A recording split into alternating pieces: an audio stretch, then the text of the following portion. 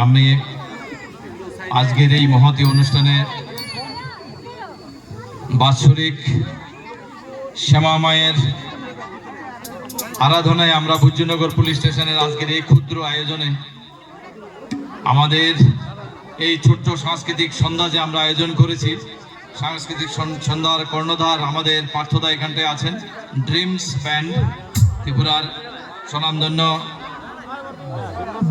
সাংস্কৃতিক সন্ধ্যা পরিচালক যারা ব্যান্ড আমাদের এই রাজ্যে এখন খুব সুনামের সঙ্গে নাম করছেন এবং ভালো ওনাদের পারফরমেন্স হচ্ছে। এই জন্য আমরা ওনাদের গান এবং ওনাদের মিউজিক শোনার জন্য অধীর আগ্রহে বসে আছি। আমরা আজকের এই শ্যামা মায়ের পূজায় এলাকাবাসী আমাদের পুলিশ প্রশাসনের তরফ থেকে ভূজ্যনগর, আর.কে. নগর, পশ্চিম নোয়াবাদী, ডিসিপাড়া, শান্তিপাড়া, পূর্ব নোয়াবাদী, আর.সি. নগর, রাজচন্তাই, এই সমস্ত এলাকায় উপস্থিত যে সমস্ত জনগণ আজকে আমাদের এই পূজায় উপস্থিত হয়ে আমাদের এই পূজা মণ্ডপকে আরো সুন্দর করে তুলেছেন, তার জন্য আমরা আন্তরিকভাবে আপনাদেরকে ধন্যবাদ জানাচ্ছি।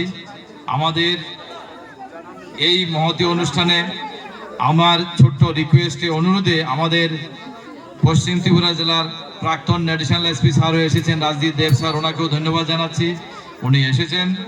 এবং আমাদের একটু আগে রামকৃষ্ণ মিশনের অধ্যক্ষ মহারাজও এসে গেছেন। আমাদের এই অনুষ্ঠানে মাননীয় উদ্বোধক উনি উদ্বোধন করে গেছেন, কম্বল বিতরণ করে গেছেন। এবং একটু পরেই জিরানিয়াতে একটা প্রোগ্রাম শেষ করে রাজ্যের আরেকজন জনপ্রিয় ক্যাবিনেট মন্ত্রী শ্রী সুশান্ত চৌধুরী মহোদয় এখানে আসবেন, উনি কথা দিয়েছেন, ওনার প্রোগ্রাম শিডিউলে আছে। তার আগে আমরা শ্যামা সঙ্গীত শুনব এবং আজকের এই শ্যামা মায়ের পূজায় শ্যামা সঙ্গীত অধীর আগ্রহে শোনার জন্য আমরা অপেক্ষায় আছি। আমরা অনুরোধ করব আমাদের সেই ড্রিম ব্যান্ডকে ওনাদের এই মঞ্চ মাতিয়ে দেওয়ার জন্য।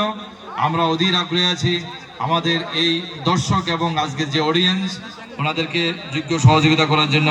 আবারও ধন্যবাদ, নমস্কার, অভিনন্দন।